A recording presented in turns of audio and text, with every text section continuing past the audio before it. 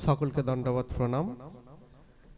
তো আসুন আমরা ভগবান শ্রীকৃষ্ণের কৃপায়, শ্রী গুরুদেবের কৃপায়, শ্রীল প্রভুপাদের কৃপায় আমরা কৃষ্ণ কথায় আসি।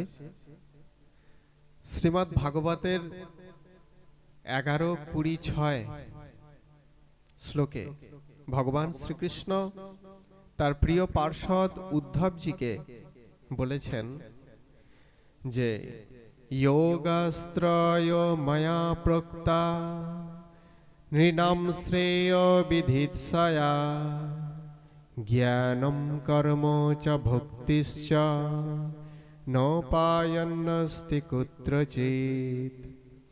অর্থাৎ হে প্রিয় উদ্ধব, আমি জীবের মঙ্গলের জন্য জ্ঞানযোগ, কর্মযোগ ও ভক্তিযোগ এই তিনটি পথ বা পন্থা প্রদর্শন করেছি।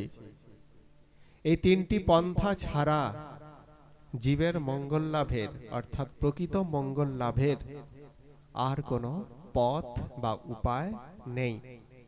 এটা ভগবান শ্রীকৃষ্ণ তার প্রিয় পার্ষদ উদ্ধবজিকে বলেছেন।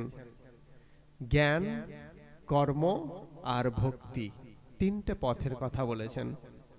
যিনি জ্ঞান যোগকে আশ্রয় গ্রহণ করে জীবনযাপন করেন, জ্ঞানকে আশ্রয় করে থাকেন, তিনি জ্ঞানযোগী। যিনি কর্মকে আশ্রয় করেন তিনি কর্মযোগী, আর যিনি ভক্তিকে আশ্রয় করেন তিনি হলেন ভক্তিযোগী।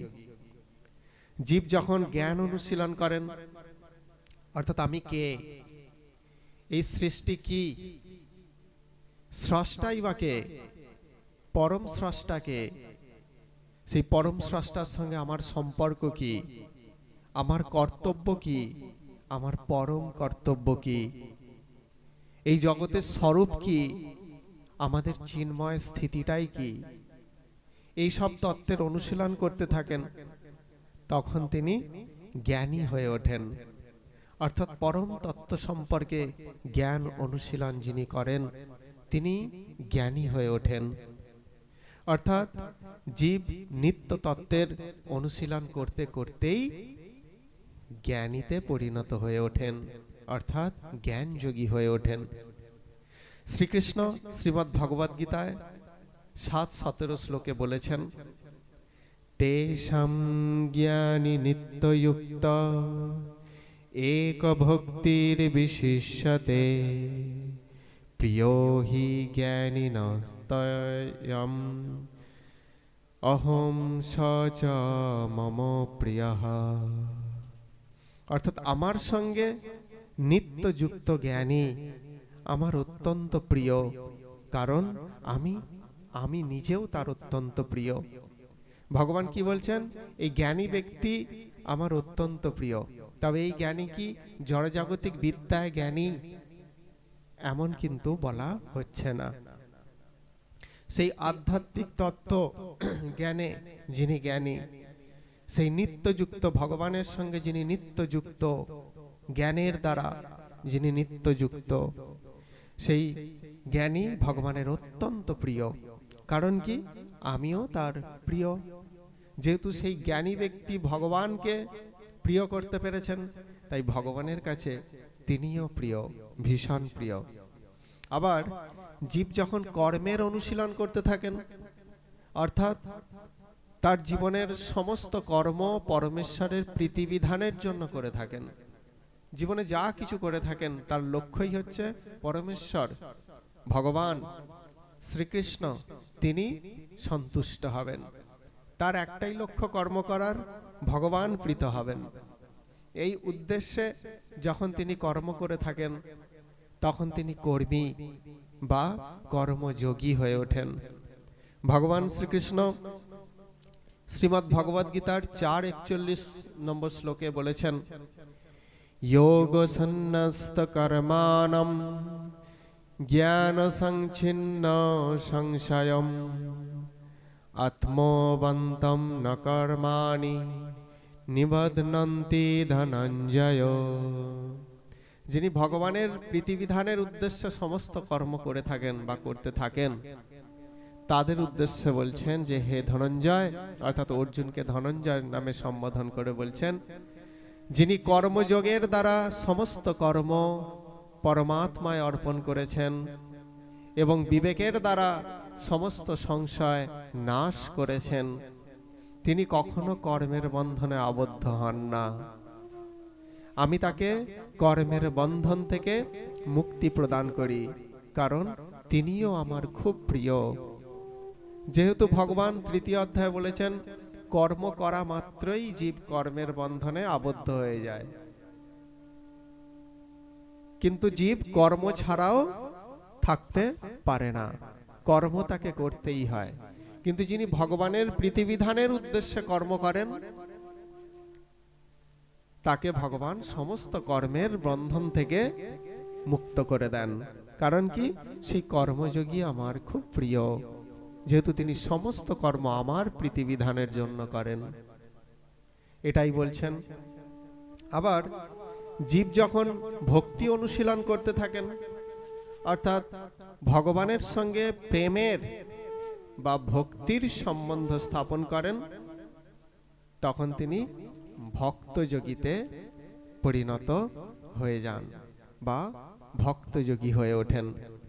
শ্রীকৃষ্ণ শ্রীমদ্ ভগবদ গীতার 11:54 নম্বর শ্লোকে বলেছেন, ভক্তাতনন্যয়া শক্যম অহোমেব বিধর্জুন জ্ঞাতুম দ্রষ্টুম চ তত্ত্বেন প্রবেষ্টুম চ পরন্তপ। অর্থাৎ অনন্য ভক্তির দ্বারাই ভক্ত আমাকে তত্ত্ব তো জানতে পারেন, আমাকে দর্শন করতে পারেন এবং আমার সেই দিব্য ধামে প্রবেশ করতে পারেন। ভগবান শ্রীকৃষ্ণ তাহলে কি বললেন?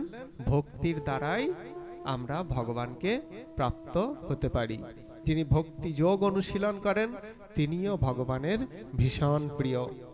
আবার ভাগবতের 11:25-32 বলা হয়েছে, ভক্তি যোগেন মন্নিষ্ঠ মদ্ভাবায় প্রপদ্যতে। অর্থাৎ ভক্তি যোগের দ্বারা জীব আমার শরণ গ্রহণ করে আমার ভাব প্রাপ্ত হন। ভক্তি যোগের দ্বারাই যখন আমরা ভগবানের সঙ্গে সম্বন্ধযুক্ত হব, তার শরণ গ্রহণ করব, তখন আমরা সেই পরমেশ্বর ভগবান শ্রীকৃষ্ণের ভাব প্রাপ্ত হব। সেই ভাব তিনি আমাদেরকে প্রদান করবেন, এই কথা বলা হচ্ছে। যদিও শ্রীকৃষ্ণ এই 3 পথের কথা বলেছেন, 3টে পথ আমাদের জীবেদের পরম মঙ্গলের উদ্দেশ্যে। কি কি পথ? যেটা প্রথমেই বলা হলো জ্ঞান যোগ, কর্মযোগ আর ভক্তি যোগ। এই 3টে যোগের মধ্যেও আবার ভগবান শ্রীকৃষ্ণ ভক্তি যোগকে সর্বশ্রেষ্ঠ বলেছেন। এই 3টে একমাত্র জীবের মঙ্গলের উপায় বা পথ, কিন্তু এই 3টের মধ্যেও শ্রেষ্ঠ হচ্ছে ভক্তি যোগ। তাই ভাগবতের বিশ্রামকালে এই প্রার্থনাই করা হয়েছে 12, 13, 22 নম্বর শ্লোকে, অর্থাৎ 12 নম্বর স্কন্ধ 13 অধ্যায় 22 নম্বর শ্লোকে কি বলা হচ্ছে? সেখানে এই বলে প্রার্থনা করা হচ্ছে, ভবে ভবে যথা ভক্তি পাদয়োগস্তব জায়তে তথা কুরুষ্য দেবেশ নাথস্তম নয়ত প্রভ। অর্থাৎ হে দেবেশ, হে নাথ, আপনি কৃপা করুন যাতে জন্মে জন্মে আপনার শ্রীপাদ পদ্মে আমাদের হৃদয়ে অবিচল শুদ্ধ ভক্তি জন্ম লাভ করে। এই কথাই ভগবান শ্রীকৃষ্ণের উদ্দেশ্যে ভাগবতের বিশ্রামকালে প্রার্থনা করা হয়েছে। তাহলে আমাদের জীবেদের মঙ্গলের 3টে পথ, সেই 3টে পথের মধ্যে সর্বশ্রেষ্ঠ পথ হচ্ছে ভক্তি পথ। কিন্তু বাকি 2টো পথ যারা অবলম্বন করেন, ভগবান তাদেরকেও ভীষণভাবে প্রিয় করে নেন, আপন করে নেন।